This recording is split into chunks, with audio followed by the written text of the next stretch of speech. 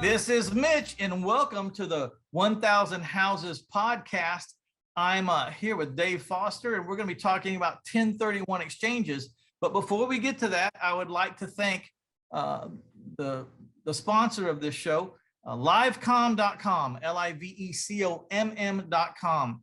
It's all about smartphone numbers. You can buy smartphone numbers at Livecom. These smartphone numbers come with a text distribution list attached to it. And when anyone calls your livecom.com phone number, if they call it from their cell phone, you will capture their cell phone number. It'll be put in a distribution list, and you can text those people at will. You know, once they've opted in to your phone numbers or called your company, they're your customer now, and you're allowed to communicate with them through text until they say stop and end. And this has really been instrumental in my sales. I am 4 days on the market with my sales. I have over 10,000 people that have called my Livecom phone numbers out in front of the houses for owner financed houses. All those people on the list are interested in owner financed houses. I don't even put signs in my yards anymore.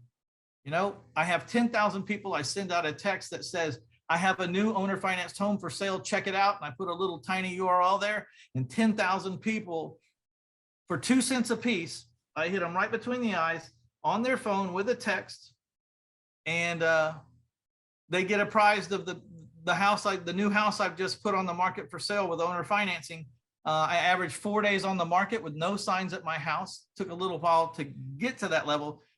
I send out a message about every 6 months to all those 10,000 people saying, if you're no longer interested in an owner financed home, you know, reply with the word stop and get off this list. I still have 10,000 people on my list. They won't leave. They're sincerely interested in the product I have.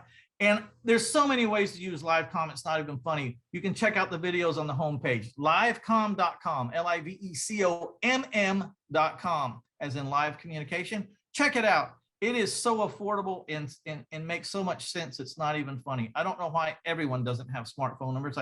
I know no business in the world that doesn't want to collect the phone number of the prospect that called them and be able to text them. I don't even understand why you wouldn't do that. So, all right. Thank you, Livecom. And sorry, man, I had to pay the bills there. Dave, how are you doing today? Absolutely awesome. It's great to be here on the 1000 Home Podcast. You know what, though? I'm kind of disappointed. I wish we would have postponed this for a couple weeks. You could have had a Livecom number, huh? Well, that also, but we could have been doing a 1031 podcast on the 1031 homes. Just would have taken a couple weeks, right? Well, honestly, I had hit 1,000 houses in 2008 when I wrote my first book, My Life in 1,000 Houses, Failing Forward to Financial Freedom. Since then, brother, it's about 3,000 and some. Yeah. So I'm late to the party. That's okay. But I like the sentiment, though. That's good. Let's kick off here. So you specialize in 1031 exchanges. I think where we have to start is, what is a 1031 exchange in a nutshell? What's the abbreviated definition? Yeah. Let's do a little history walk. Think back to like 1910 and 1920, as our country was coming out, and really the agricultural industry was blossoming, but more importantly, the Industrial Revolution had happened and was starting to come into America. Our country desperately needed the agricultural industry to grow. The problem was that all of the nation's farmers had properties that, if they sold them to go buy new farms and ranches, by the time they paid the tax on their sale, they would not have enough money to go buy the new farm. So they couldn't grow. And the farms that want to be farmers, that wanted to get into it, there were no small farms for them available. So in 1920, Congress enacted Section 1031 of the Code, which allows people to sell investment real estate, and using a process, go and buy investment real estate and get to indefinitely defer tax on the profit from the sale. So those farmers could sell their small farms and buy big farms. The factory owner could sell his factory and go buy 2 bigger factories. And that really just added gasoline onto the fire of the US economy for decades. In 1996, there was a huge lawsuit settled that made these things available to folks like you and I, anybody who is a real estate investor. And so that's exactly what the 1031 exchange does, is it lets you sell a piece of property that you may have a significant amount of profit in, and go and buy new real estate and indefinitely defer paying that tax. So if you make $100,000 on a piece of property, your capital gains might be what, 20,000 or so by the time you count federal and state. Well, that's $20,000 of tax that instead of paying to the US government, you get to put in your pocket, or actually put into your portfolio to make a return on the deferred tax. So instead of buying a highway or a new M16 for the military, you're buying a house for yourself and you're generating the profit from it. So you kind of see where that takes you in terms of building wealth. And you picked 20%. I mean, the maximum tax bracket out there is what, 38%. So I mean, you might have to add it to your income, and you could be in a higher tax bracket. Of course, usually in a lot of properties, right, you're getting long-term capital gains or short-term capital gains, so it's already kind of set, around 20, 25, depending. And so I've used these before. So the way I used them was I had a property I wanted to sell. I was going to make a lot of money on it, but I would go out, and usually I wanted to sell the property, let's say like one of my small storages, because I wanted to buy a bigger, nicer storage, or one closer to me or whatever. Yeah, exactly. The problem with 1031s, that exchange that I hear the most and that I feel the most is, you usually want to sell in the booming market, right? So the prices are high. So you sell but you only have a limited amount of time. You have a time frame that you have to identify these properties that you want to roll over to or exchange to. And now you're trying to buy in the booming market too. So a lot of times I don't like working under that kind of pressure. So usually what I've done is I'll find the property I want to buy before I even put up my property for sale, because they don't really allow you that much time. How much time do you have by the time you say, I want to do a 1031 this property? First of all, I think you have to own the property for at least a year. Is that correct? Well, there's no statutory requirement on that. But is there case law? Well, there is case law. And here's what the case law says: 2 years, 2 tax years, 2 calendar years. So it didn't take the attorneys very long to figure out that really meant anything from 2 days to 760 days, right? Well, 2 days, meaning if you closed on 1 year and went right exactly into January 30th, you did it, and then exactly. So what the standard is that it must be property that you held with the intent of using for productive investment use. So here's what doesn't qualify. What doesn't qualify is your primary residence. That's got some more favorable rules.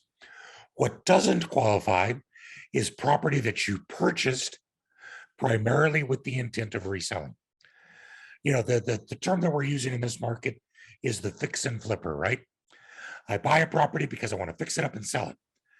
That does not qualify for 1031 treatment.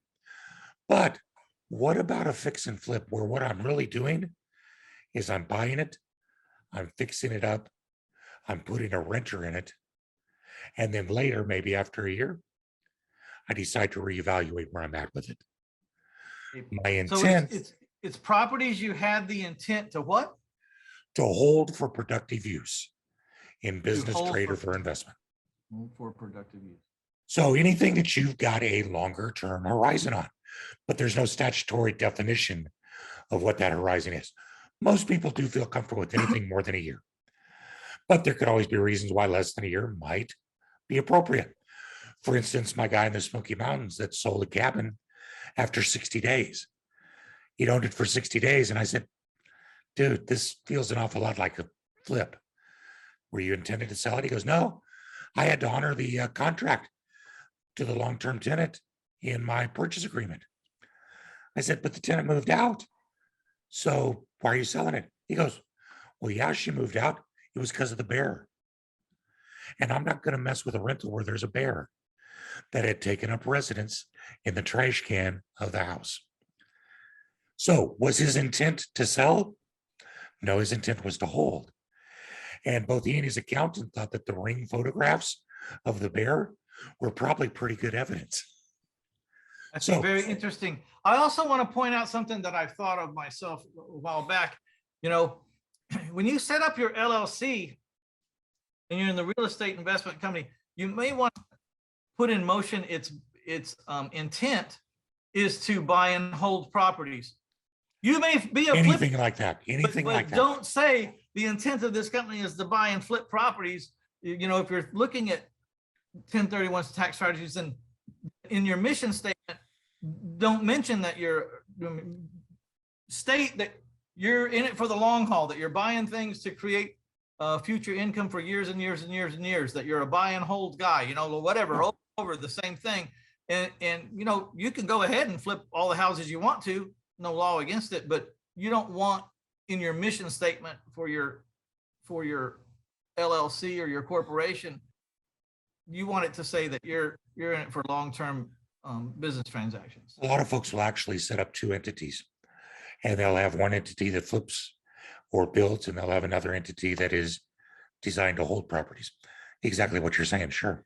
Let's give the disclaimer. We're not attorneys. We're not financial consultants. You know, go always check with your professionals when it comes to the law or it comes to financial advice. But these are our opinions and only our opinions. So I think I need to do the CYA there, Dave. So I love it because on the particular properties, man, I just sold them.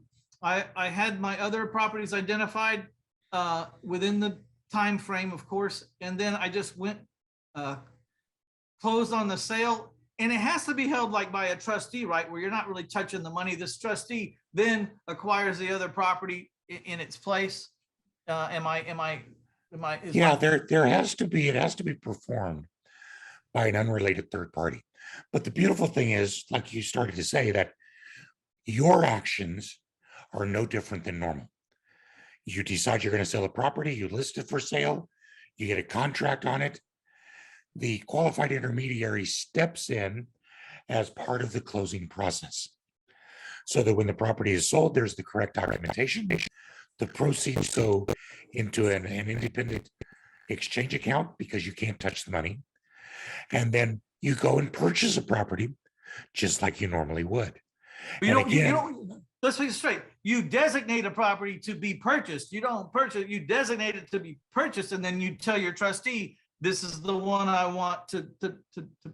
That's your identification list. That's correct. You have Yes. 45 days to do that. However, when the purchase is culminated, the QI should not take title to that property. You will be buying it yourself, but documentation will be part of the closing, and the proceeds come in from the exchange account to do it. So you actually sell, you actually buy, but the QI is in the middle of all that. But you're right, the 45 days. And let's go all the way back to what we started at, because that's huge. You are absolutely right. There's a poison pill with 1031 investing. And that is that the absolute best time to sell a property and start a 1031 exchange, a seller's market, is the absolute worst time to try and find a new property. But here's the deal. The absolute best time to buy properties is a buyer's market. And that's the absolute worst time to sell and start a 1031 exchange. So you kind of have to, it kind of involves a recognition of where the market's at and some realism. Because if you're selling that self-storage for top dollar, unless you're a savvy, patient buyer, you're probably not going to find something at the same price that you bought that one for. So you got to be a little patient, but there are a couple ways to make that 45 days work for you. And you hinted at the biggest one, and that is start your search well before. you close the sale of your old property. I couldn't tell you how many folks from California and Washington I've had in the last 6 months who have found their new property, got it under contract before they even list their old property, because they're selling so quick that they put their old property in the market. They get a cash offer with a 15-day close.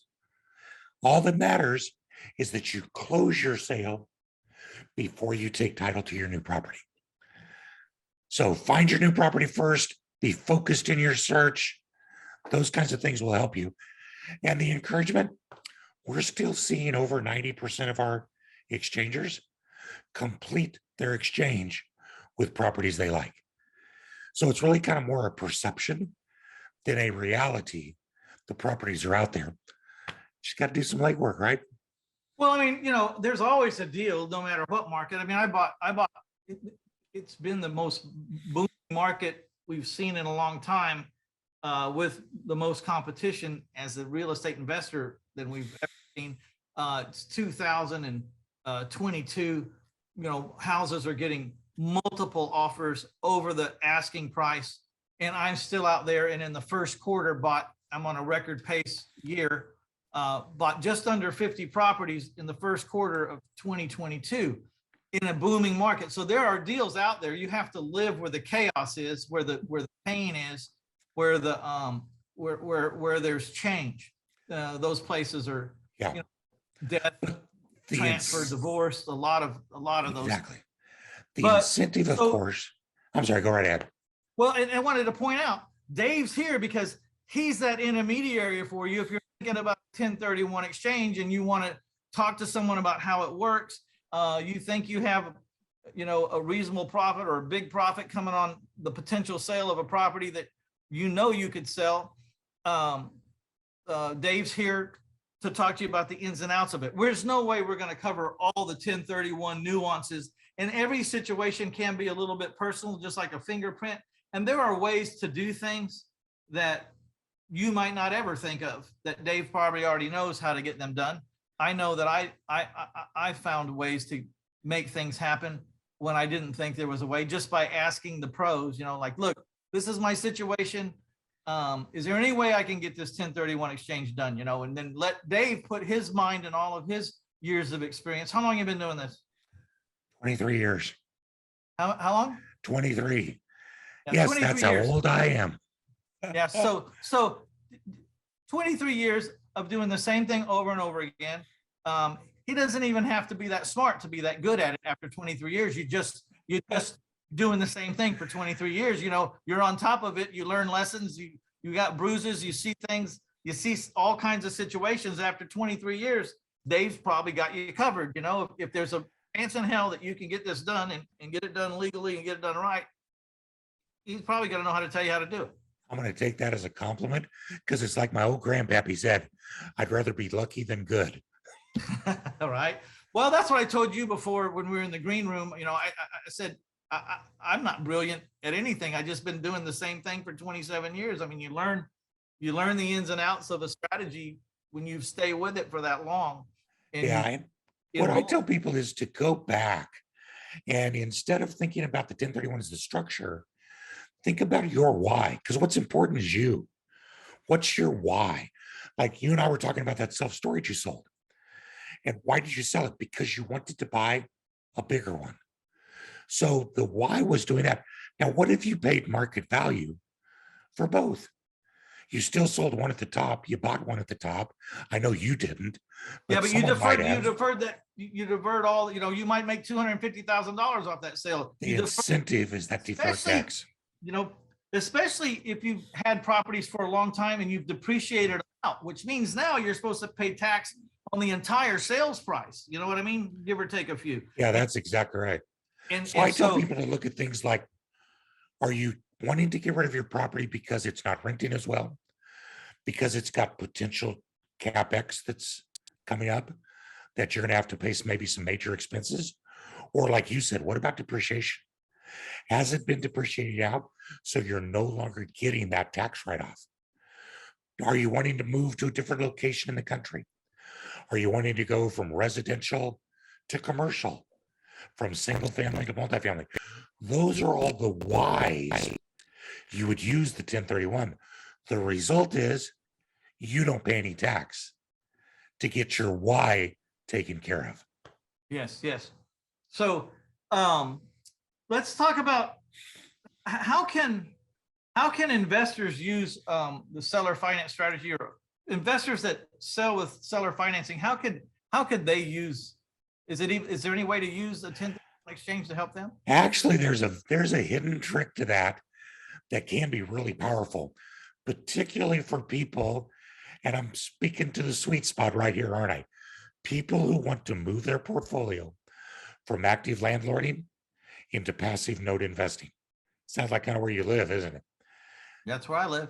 So let's start with the reinvestment requirements for the 1031.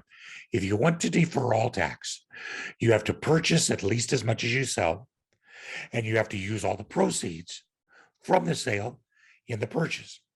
Simple enough, right? Well, but let's say you wanted to sell a property and carry back an owner carry note.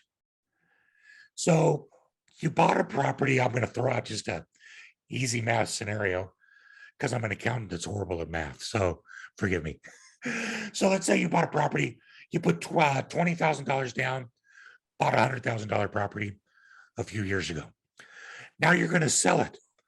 The note's down to $50,000, and you're going to sell it for 50,000 down, and you're going to carry back a note yourself for the other $50,000. So the 50,000 in cash is going to pay the mortgage off, right?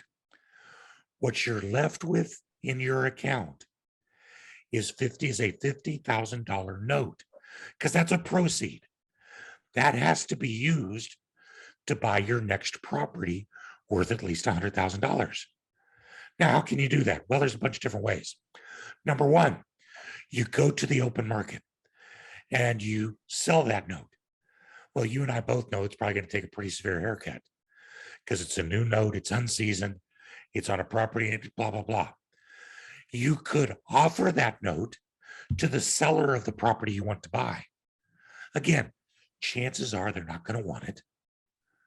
Or you could find $50,000 of your own and replace the note with that. You could borrow one from your 401k, $50,000 limit right there. Borrow from your 401k, take it from a stock account, borrow from your uncle. It doesn't matter. But replace the note with $50,000 of cash in your exchange account. Now, what does your exchange account have? It's got $50,000 in cash. Can you use that to go buy a new $100,000 property? You sure can. And that completes your 1031. You deferred all tax, and you've got a new income producing property. But what's most important is that outside your exchange account, you own a note on a property that you're very familiar with that's generating income. And that note has no gain in it because you paid $50,000, you received a $50,000 note. So the only tax on that note is going to be on the interest that comes in each month. And so in one move, you did a 1031 exchange, deferred all the tax on gain, bought a new performing asset, and in your note buying life, you have a fresh note generating monthly tax-free income. Wow. See, people ask me, if you're so successful, why do you still do these podcasts? And that's why, this is why I do it. I learn something all the time from the people I talk to. You know, I'm trying real hard to get smart people on this podcast. Okay. And some would say you better try harder. No, you've already proven your worth. So, you know, I just learned something. I really would have taken a property that I had a note on and kind of just disregarded it as a 1031 exchange potential. I just would have, I wouldn't have thought about that. So again, that's why I do these kind of podcasts, because it's not just for you. I get to talk to some smart guys, and he's not charging me a consultant fee right now, and he's all mine. So I get to ask him whatever I want. Absolutely. I sometimes I tell people, you can go up and ask a guy if you could buy him lunch and rake his brain, and he'll tell you to go jump in a lake. But if you ask him if you can interview him, it's a whole different response most of the time. And you ask the same questions. You just don't get it is true. All right. So we want to go to, do you have any booklet or anything you give away? I didn't look at my notes good enough. You have any kind of giveaway or a free consult or something? Because absolutely. And I think we're going to put this in the show notes, aren't we? Yeah, we can send you to our website. I have a whole YouTube channel with about 32 videos, and we've got calculators. We also do free consultations with folks. We live in the world of doing 1031 exchanges, but I am a strategy monger. I love to be creative. So it makes it nice. We can do the nuts and bolts, but where it really benefits you is doing things like figuring out your why and then finding the how that matches that. So I think we're going to get all that in the show notes, right? Right. We're going to go to 1031 exchanges. That's plural. It's 1031 exchanges. Okay. So 1000houses.com/1031 exchanges. And everything we talk about will be over there. His podcast, his YouTube, his contact information. If you want to get a free consult, it's all over there. And this is what I like about Dave. The same reason I like my friend Tim Berry from taxfreefuture.com. Taxfreefuture.com is about self-directed 401ks and IRAs and health savings accounts and educational savings accounts. And you can sign up with a multitude of people to set those accounts up. The problem is when you go talk to them and need some creativity on your side to make things happen, the average trustee or qualified person that you're talking to will just tell you, no, you can't do it. When there are ways to do it, there are usually choices, and those choices extend far beyond no. And so in taxfreefuture.com, I love dealing with that company because the guy, the attorney that backs it up, that's been doing that law for 27 years, you tell him what you want to try to do, he'll see if there's a way to get it done besides just, no, that's too complicated. Same thing with Dave here. You want to do a 1031 exchange, but you got a little bit of a unique circumstance, or there's a note on your property or whatever, call him, get a consult with him, and let him put his 23, 24, 25 years experience to work for you before you just take the first no that comes across your desk. I never take no. I'll only start thinking about no after I've heard it 3 times in a row from 3 different people. You know what I mean? I just don't like no. My experience is, I learned this from, remember when we used to have 411 and you could call for directory assistance? Remember that, Dave? I do remember that. Yeah. Well, you would call and say, look, I'm looking for Joe, Schmegliano's phone number. And they say, well, he's not listed. So you hang up, you call back 411 again. You get another guy. So I'm looking for Joe Schmegliano's phone number. They say, well, we can't find it. So you hang up and you call back again and say, I'm looking for Joe Schmegliano's phone number. He goes, right here. Got it.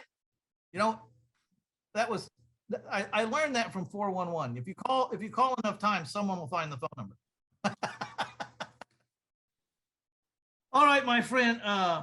What's the end game? The end game is to save on your taxes, right? Well, yeah. I mean, it's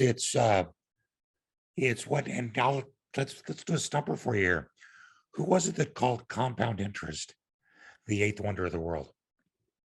Is that Einstein? It was. And the second half of that statement is, those who understand it will benefit from it. Those who don't will pay for it. And that's really all the 1031 is. It's an exercise in compound interest. If I shelter $20,000 in taxes on that first property, I use that $20,000 to go make another $20,000. I'm generating now interest income off of both $20,000s, and it just goes forward.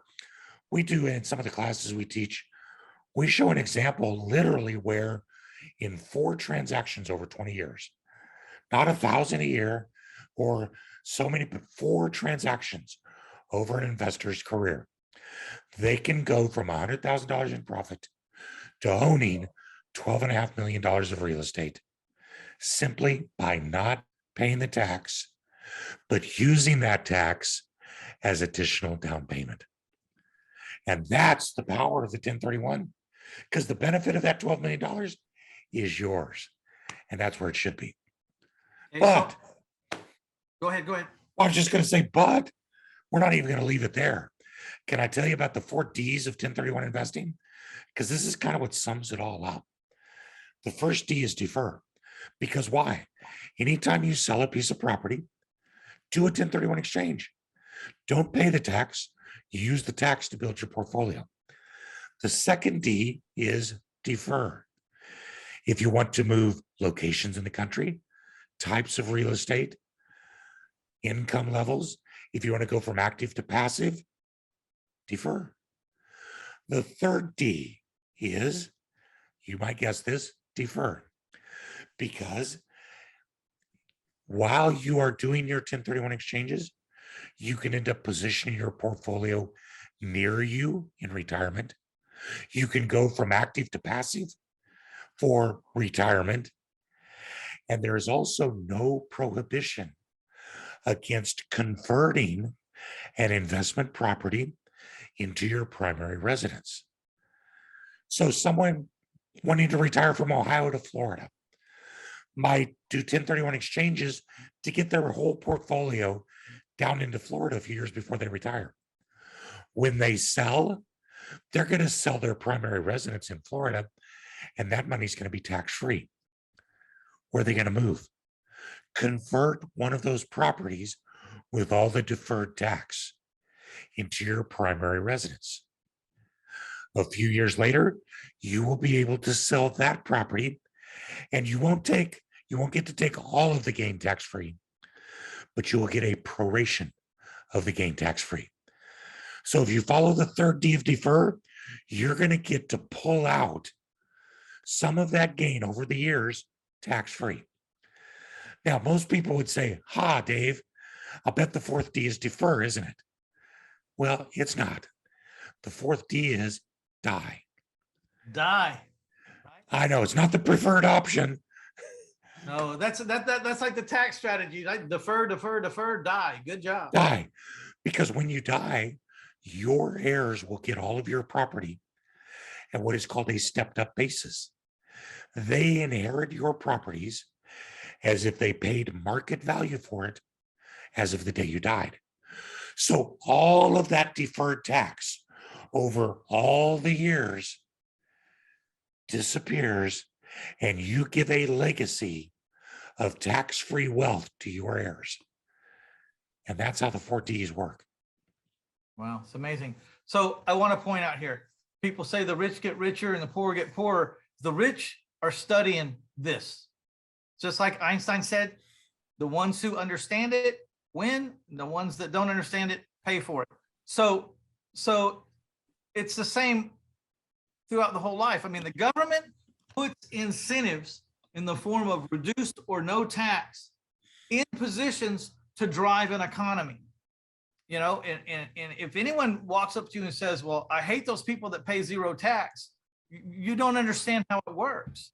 I mean, the people that pay zero tax cause so much taxation that they're given like a reward because they caused more taxation than they could ever pay themselves. Or they drove an economy, moved more product. Every time a product moved, there's a tax paid on it. You know, the truck has to roll, it gets sold to someone, there's sales tax, there's gas tax, there's federal income tax for all the employees. I mean, when you start to figure out what an entrepreneur does for an economy, he has no guarantees from anybody usually, and he goes out, he starts a business. And so if he's savvy and has good consultants and advisors and understands the tax code, he may get rewarded very well in the form of little to zero tax that he has to pay on the income. The person who pays zero tax is not doing a disservice to this country. They're getting that reward because they have actually done a great service for this country and caused all kinds of employment and taxation and products to move down the road. You agree with that statement, Dave? Yeah, actually, a mentor of mine put it this way. He said, Dave, don't think of the tax code as a way to collect taxes. It's not. They could do that a number of different ways. The tax code, and one of the reasons why there's not a flat tax, is that the tax code exists to incentivize behavior. The behaviors the government wants you to do are incentivized by paying lower tax. So when you do a 1031 exchange, yeah, you're benefiting by not paying tax. But what's happening? There's two realtors getting a check. There's two appraisers. There's two title companies. There's two attorneys. There's an inspector. There's the people painting the house to get it ready. And every one of those people are paying ordinary income tax. And they have a job, so they're putting into Social Security.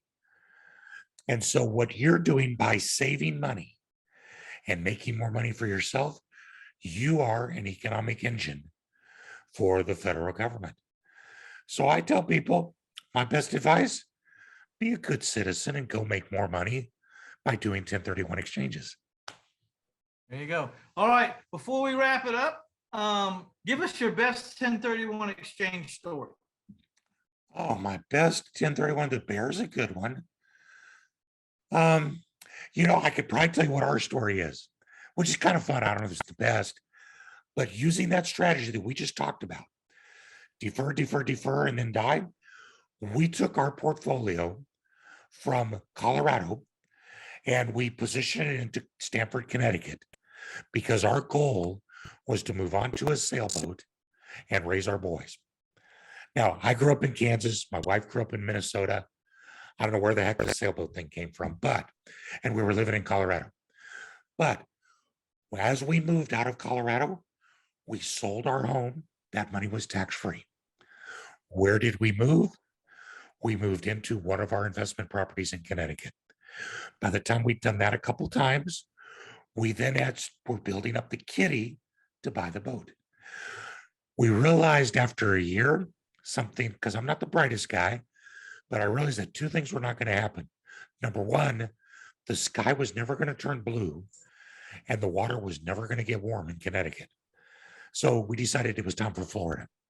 So we started to position our portfolio in Florida using 1031 exchanges, never paying tax.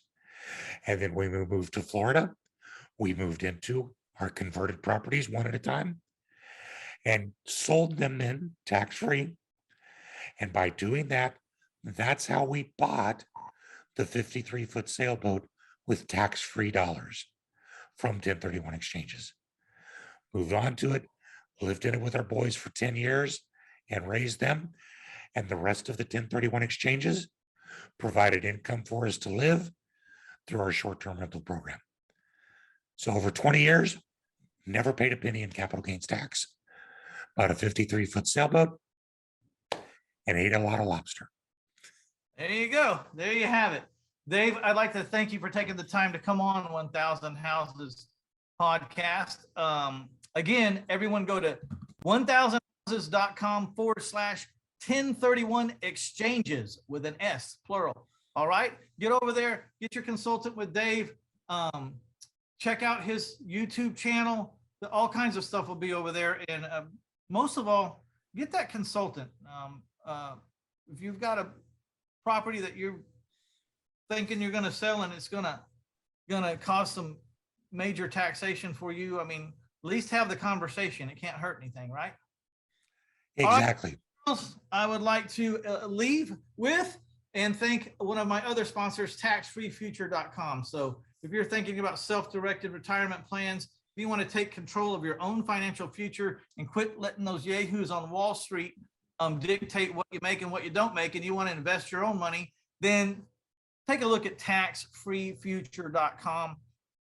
Check out the little video vignettes there. My very favorite stories of how you open up an account with very little money and you grow it to a lot of money in a short period of time. there is a way to do it. So check it out, taxfreefuture.com.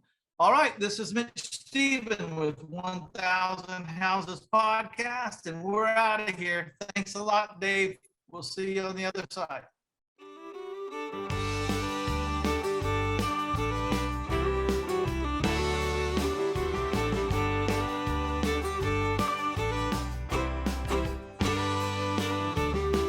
Well, I've had enough of this 9 to 5. This desk and chair robs me of my